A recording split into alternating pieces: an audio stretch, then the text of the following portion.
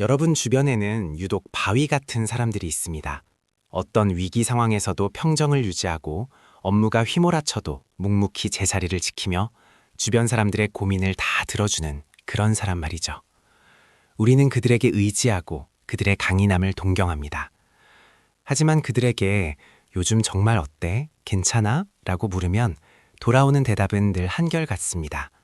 짧은 미소와 함께 던지는 한마디. 응, 난 정말 괜찮아. 그런데 심리학의 시선으로 보면 여기엔 아주 기묘한 모순이 숨어 있습니다. 인간의 뇌는 끊임없이 감정을 생성하고 자극에 반응하도록 설계되어 있는데 어떻게 매번 모든 상황에서 괜찮을 수 있을까요? 사실 이 괜찮아는 단순한 상태 보고가 아닙니다. 그것은 자신의 취약함을 감추기 위해 설계된 아주 정교하고 단단한 심리적 방어 기제, 즉 감정적 스토아주의의 결과물입니다. 이들이 감정을 억누르게 된 것은 어느 날 갑자기 생긴 성격이 아닙니다. 많은 경우 그 뿌리는 아주 깊은 곳, 어린 시절의 환경에 닿아 있습니다. 심리학에서는 이를 과잉 독립성이라고 부릅니다.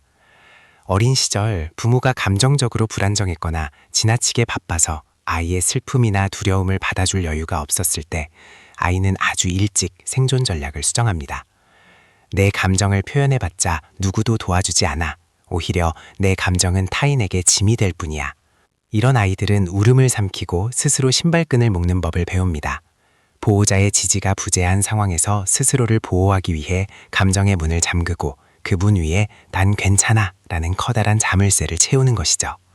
그렇게 자라난 아이는 타인에게 의지하는 법을 잊어버린 채 혼자서도 잘하는 어른이 됩니다. 성인이 된 후 이 습관은 사회적 유능함과 결합하며 더욱 견고해집니다.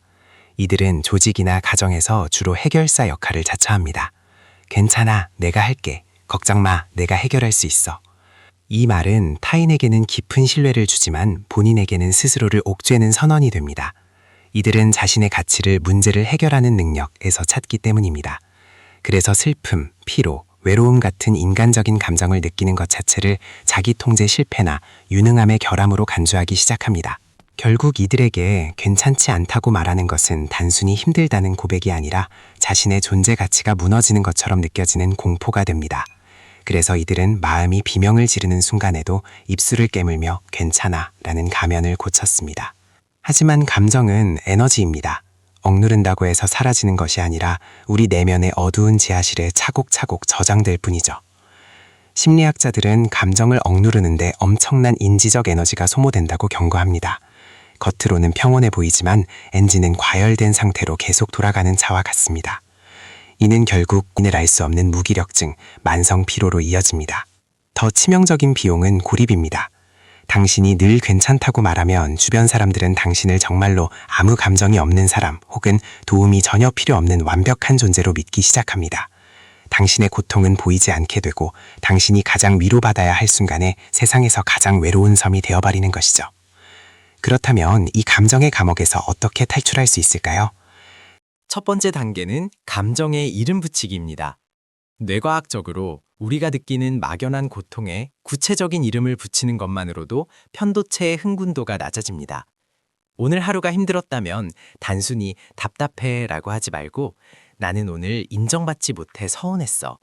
나는 지금 미래가 두려워 라고 아주 구체적인 단어를 골라보세요. 두 번째는 취약성에 대한 정의를 바꾸는 것입니다. 세계적인 심리학자 브레네 브라운은 취약성은 약함이 아니라 용기의 가장 정합한 척도라고 말했습니다.